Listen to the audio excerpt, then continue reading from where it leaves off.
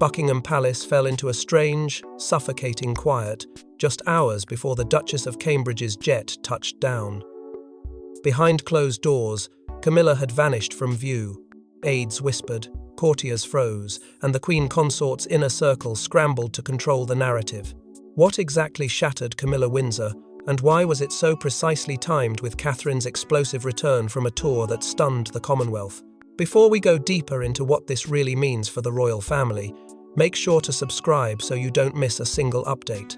What began as a routine diplomatic tour transformed into a global reckoning. Catherine had not only succeeded in calming tensions across fragile Commonwealth borders, she had, without intending to, reignited the very spirit the monarchy feared had died with Elizabeth II. Her grace, confidence, and quiet command had captivated leaders from Sydney to Kingston, sparking praise rarely seen since the days of Diana. While foreign leaders publicly applauded her every appearance, it was the whisper campaigns back in London that began to tear at Camilla's resolve. Camilla, already aware of the comparisons, watched in growing silence as headlines piled one atop another. Catherine's voice healing wounds, Catherine stepping into sovereign spaces, Catherine drawing crowds that rivaled coronations. What was originally a formality had turned into a seismic shift in perception, and the Queen Consort knew it.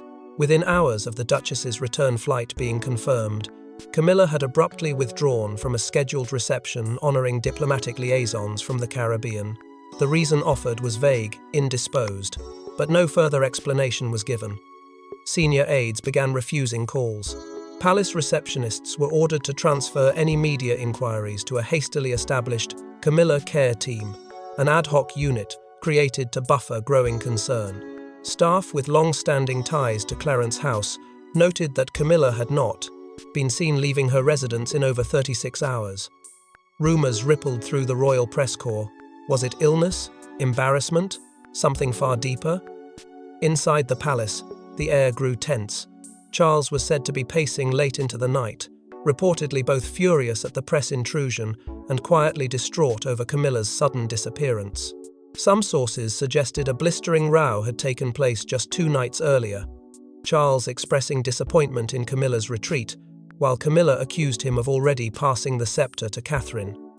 Courtiers noted that Prince William, though looped into security briefings, was unusually distant, allegedly refusing to discuss the matter until Catherine landed, and she, still mid-flight across the Atlantic, was blissfully unaware of the explosive emotional collapse awaiting her.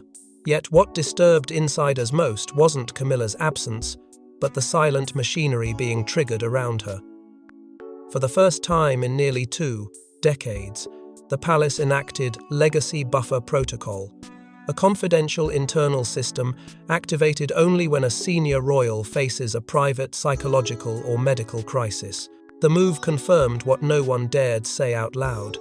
Camilla wasn't merely unwell, she was unraveling, and the timing mere hours before Catherine's return was not viewed as coincidental. It was viewed as catastrophic. But to understand the magnitude of Camilla's unraveling, we must return to the tour that reignited a power long thought dormant. No one expected Catherine to captivate entire nations, but city after city, from Lagos to Brisbane, witnessed a transformation. The once silent Duchess emerged as the unshakable bridge between monarchy and people, and as crowds wept, knelt, and roared her name. Another woman back in London watched in silence, her smile growing thinner with each headline. What began as a diplomatic formality quickly evolved into something dangerously powerful. Catherine's itinerary had been deliberately modest, carefully curated to avoid overshadowing the reigning Queen Consort. Yet at every stop, her presence stirred a raw, unfiltered emotional response. In Ghana, a village elder wept openly as Catherine spoke in his native tongue. In New Zealand, she embraced the widow of a tribal leader with such grace that Parliament paused session to acknowledge her. In Barbados, she knelt barefoot at a former plantation, bowing her head in silence as thousands chanted her name. The tour was not merely successful, it was a masterclass in soft power, and it sent shockwaves through a monarchy already grappling with post-Elizabethan uncertainty. Social media exploded with footage of Catherine consoling children, bowing to religious leaders, and honouring customs often neglected by previous royal visits. Headlines called her the Crown's silent storm. Commentators in former colonies hailed her ability to balance British tradition with humility. The phrase, "Queen in waiting," began to trend globally, and tabloid columnists described her as the final hope for a fractured monarchy.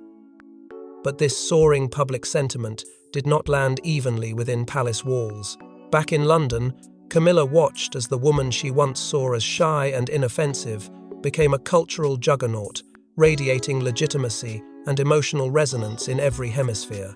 Clarence House sources confirmed a growing discomfort behind closed doors.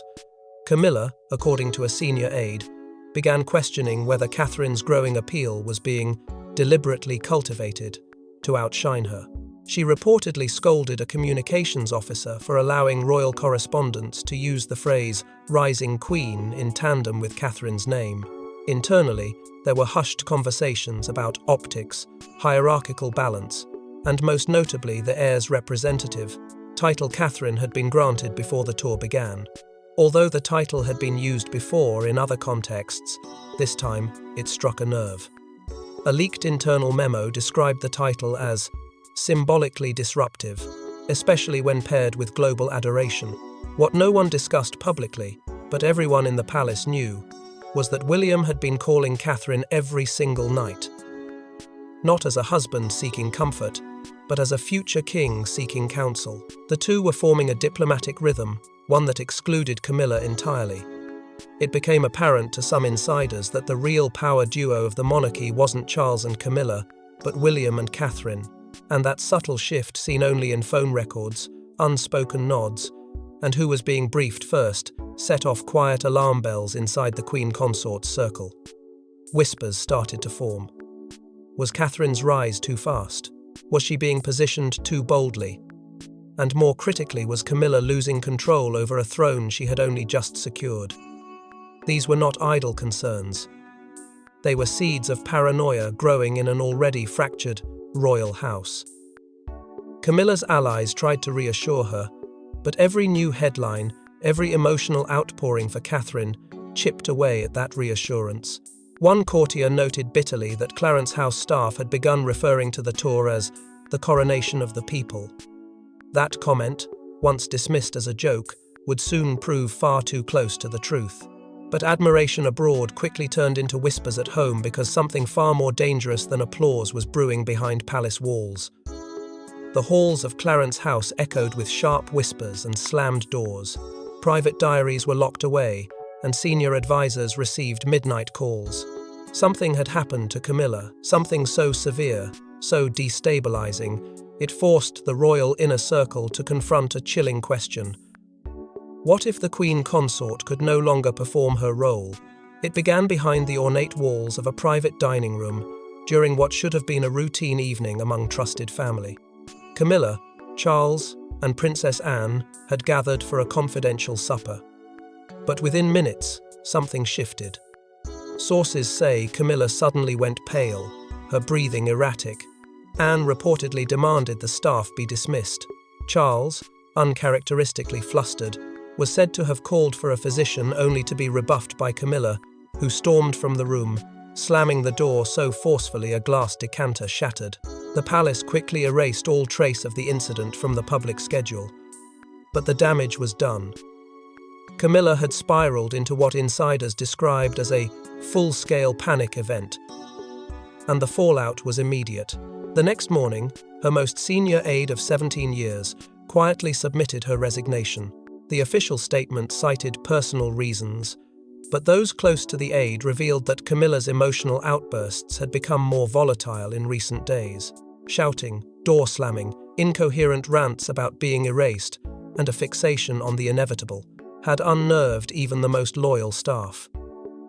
As the inner circle collapsed, Charles began to unravel. He postponed a key diplomatic call with the Prime Minister of Australia, one that had taken weeks to arrange, claiming domestic exhaustion. It was a phrase the palace hadn't used since Diana's last retreat to Kensington in the Pretis, 1,990 seconds. In a desperate attempt to stabilise the situation, Prince Edward was discreetly brought into the fold. Always seen as the quiet fixer, Edward arrived at Clarence House under the guise of a routine family check-in. But his mission was clear: mediate between Camilla and Charles before the crisis bled into public view. Meanwhile, Anne, incensed by what she perceived as emotional manipulation, reportedly told Charles she would refuse to attend a public engagement if Camilla were present. The royal siblings, once a united front, now found themselves on opposite ends of a fragile emotional battlefield. The tipping point came not from emotion, but from protocol.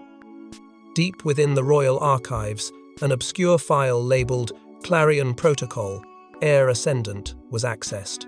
The document, unused since the final months of Elizabeth II's reign, detailed succession contingencies should a senior consort be deemed medically or psychologically unfit for duty.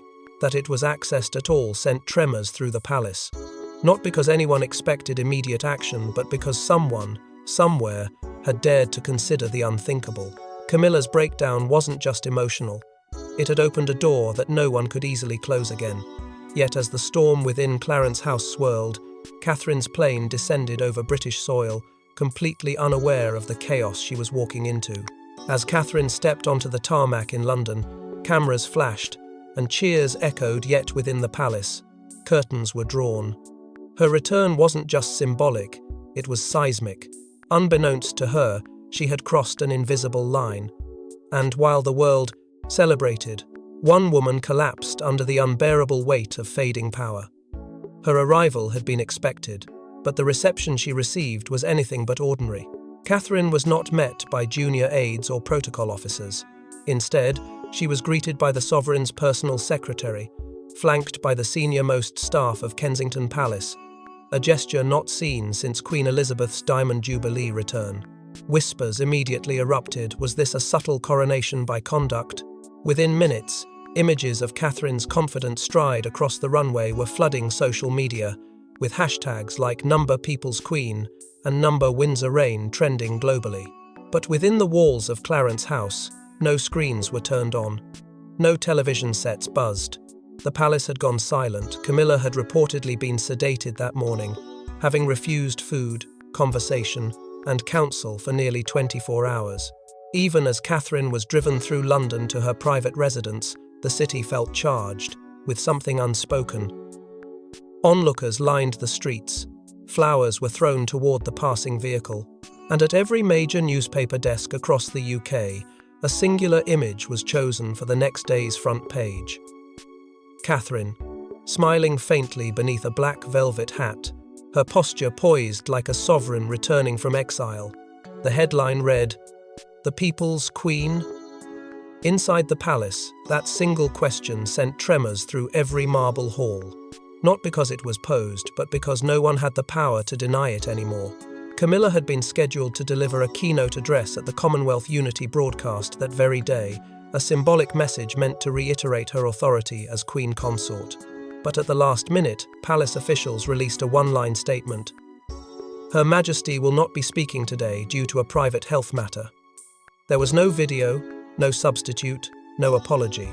The broadcast ran with images of Catherine meeting with Caribbean leaders flashing across the screen, like a living answer to Camilla's absence. Charles, caught in the emotional wreckage between wife and daughter-in-law, issued a carefully worded statement later that evening. It read, "The crown must evolve. It is through generational responsibility that we endure." The ambiguity did not go unnoticed. To some, it was a nod to the future. To others, it was a surrender. Catherine, according to insiders, was informed immediately of Camilla's condition. She offered to postpone her press engagements. The offer was declined. Charles himself reportedly insisted she carry on as planned, though his voice, according to one staffer, sounded distant, hollow. Behind the scenes, a highly confidential meeting was scheduled between Charles and William. Its codename in the palace calendar was chilling in its implication, Heir Summit Alpha. For a family that thrived on silence, such a designation marked the beginning of something irreversible. But the breaking point wasn't Catherine's return, it was what she carried back with her, a sealed charter that threatened to reset the balance of royal power forever. Inside, Catherine's diplomatic case was a document so significant it hadn't been seen since the reign of Queen Victoria. Its revival was strategic, its timing intentional, and as Camilla lay in seclusion, Charles and William debated its implications in a locked chamber. The question was no longer if Catherine had power, but how much she was willing to wield. The Unity Charter of Dominion representation was never meant to resurface. Drafted over a century ago to empower a sovereign's emissary with sweeping ceremonial rights across the Commonwealth, it had since become a relic archived, forgotten, and irrelevant in the eyes of modern monarchy. But Catherine had done the unimaginable. Not only had she uncovered the document in a pre-tour intelligence briefing, she had secured signatures from 5 Commonwealth leaders during her diplomatic sweep. Each signature was a declaration, not just of respect, but of loyalty to her, not to Camilla, not even to Charles. The power structure within the monarchy, once tightly choreographed, had just been rewritten in pen. The implications were immediate and explosive. By the time Catherine's team quietly handed the sealed charter to Palace Legal Counsel, it was already too late to contain the fallout. The charter transferred ceremonial precedence to the heir's representative in all overseas realms.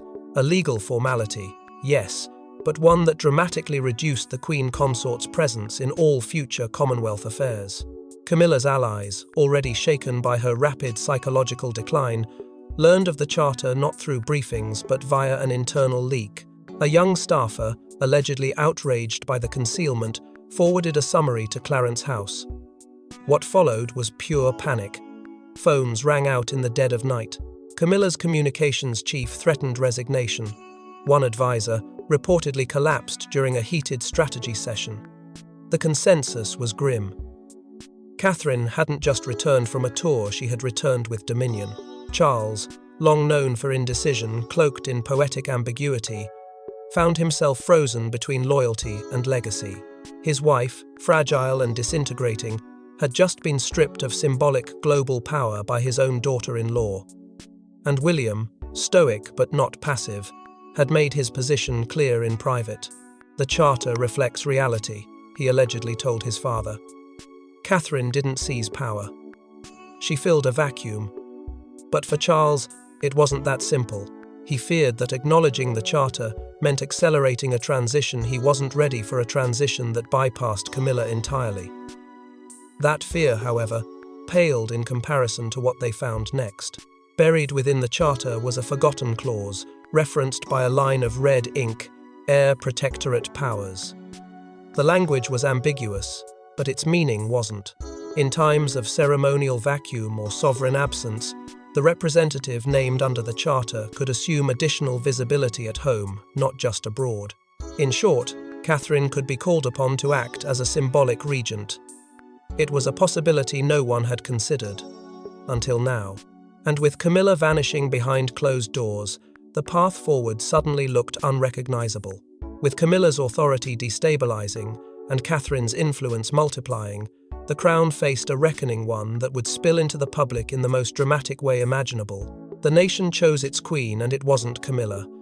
A wave of public opinion, fanned by Catherine's tour footage and Camilla's eerie absence, turned the royal tide. Headlines screamed betrayal, tabloids ran polls, and for the first time since Diana, the palace was forced to reckon with a truth it couldn't spin away. The people had spoken. It began as murmurs, then erupted into a storm. The public, watching from afar as one, the woman captivated the world and another vanished behind palace walls, decided it had seen enough. A national poll conducted just 48 hours after Catherine's return revealed an astonishing figure. Over 70% of British citizens supported the idea of the Princess of Wales assuming ceremonial responsibilities, indefinitely. Not out of disdain for Camilla, some claimed, but out of admiration for Catherine's poise, her diplomacy, her restraint. The public didn't want spectacle. They wanted a steady hand, and they had found one in the Duchess, who returned as something far more commanding. Social media ignited in ways the royal family had not seen since the aftermath of Diana's passing. The hashtags were unrelenting: number Queen Catherine, number step aside Camilla, number modern monarchy. Posts praising Catherine's Commonwealth tour were shared millions of times. Clips of her kneeling at sacred sites and comforting grieving families were paired with scathing comparisons to Camilla's absence. Comment threads turned emotional, with many pointing to Catherine as the people's healer in a monarchy losing relevance. The online movement grew so loud, so urgent, it forced senior palace staff into emergency meetings just to assess the reputational fallout. Inside Clarence House, the pressure reached boiling point. Camilla's sister, long a quiet figure in the royal landscape, reportedly visited in person and delivered a painful truth. Step down with dignity before they take it from you. That plea, leaked by a source close to the family, was said to send Camilla into another spiral. Charles, already strained from internal meetings and conflicting counsel, was unable to offer clarity. Instead, he chose silence. But not everyone did. In a stunning twist, Queen Elizabeth II's former press secretary broke protocol and gave an unsolicited interview. "The monarchy survives because the people believe in it," he said. "And right now, the people believe in Catherine." The quote went viral in minutes. Even William, usually stoic in the face of scandal, was not immune to the growing storm. His advisors, old friends of the Crown and allies in Parliament, reportedly urged him to issue a brief statement affirming Camilla's role. He refused. When pressed, he simply said, "Now is not the time to divide us further." But his silence only fueled speculation. Was he protecting his wife? Was he distancing himself from his stepmother? Or was he waiting for something irreversible to happen? Behind the scenes, Camilla's world was collapsing.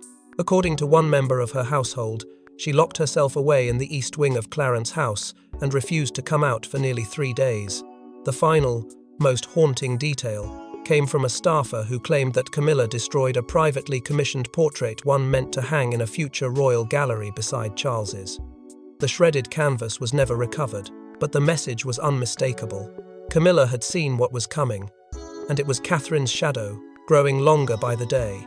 And as the palace's public image fractured, one shocking medical report would shatter any illusion that this was simply political.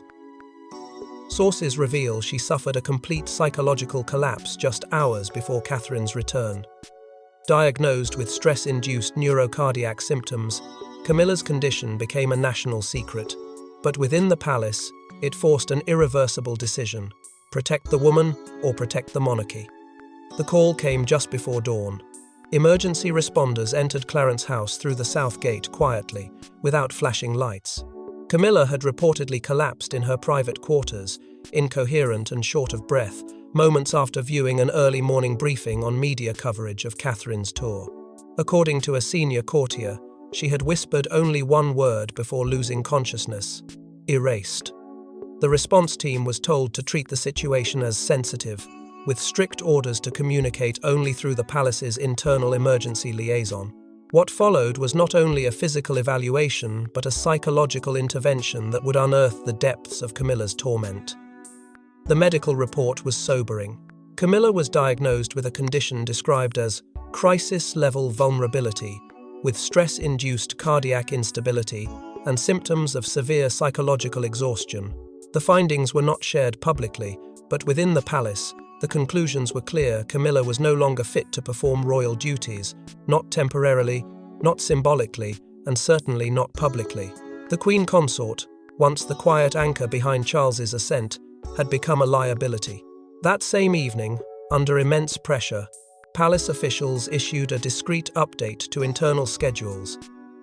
Her Majesty is under medical leave until further notice. The wording was sterile. The reality was devastating. Charles, sources say, was inconsolable. In a private moment witnessed by staff, he reportedly wept openly, gripping the railing of the palace balcony as he muttered, "I can't lose her like this." His emotional collapse echoed the instability swirling around the monarchy. Yet even he understood that no amount of grief could halt the shift that had already begun. The crown could not pause, it could not falter. And with Camilla unable to fulfill her role, a vacuum had formed, one that advisors were now desperate to fill.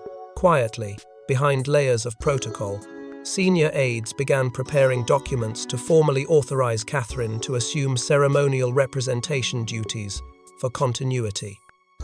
In the midst of this emotional fallout, an unexpected voice emerged, not in anger, but in solidarity.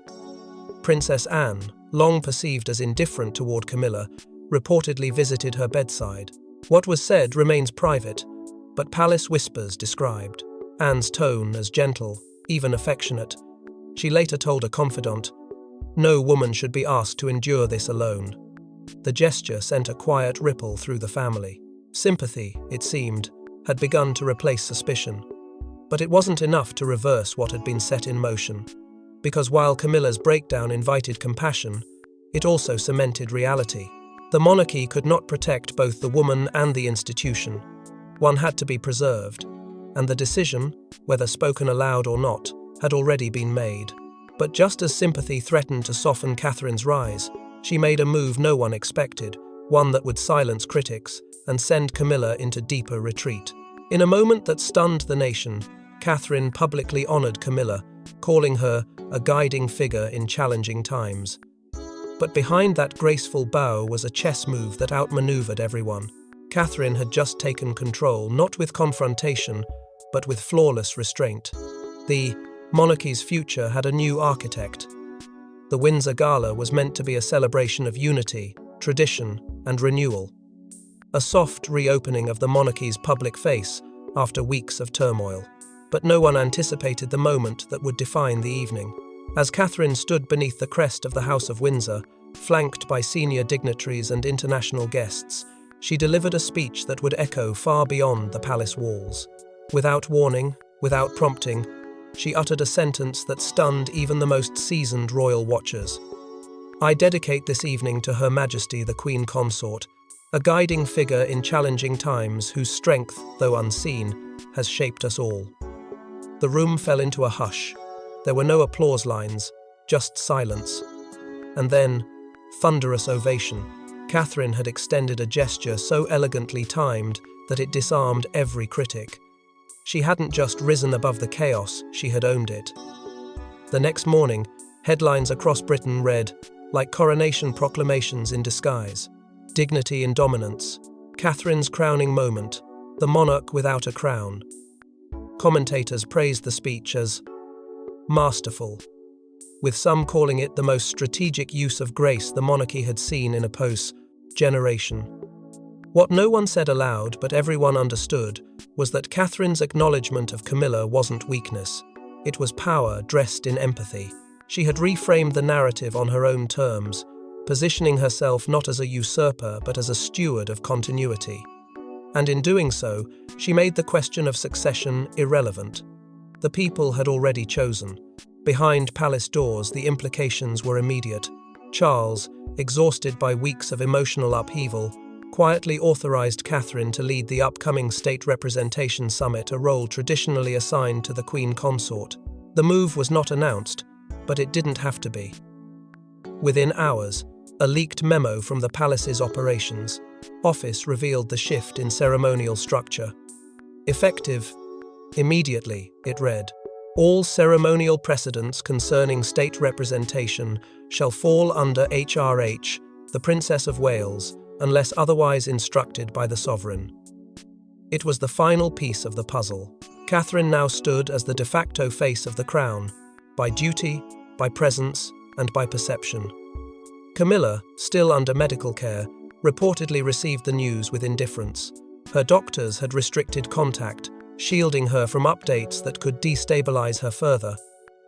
But those close to her admitted that she had said nothing in response. Not a word. As if, deep down, she already knew that the game had ended. Not in disgrace, but in quiet surrender. And while the public fixated on headlines, a quiet exchange took place between siblings within the royal circle. William, in a rare moment of candor, turned to Anne during a private meeting and said only this: "She doesn't want to win." But she won. Anne didn't reply. She didn't have to. The silence spoke for them both. The crown had moved not by force, but by finesse, and as the monarchy reshaped itself under this new quiet force, the final twist came not from the palace, but from Camilla herself.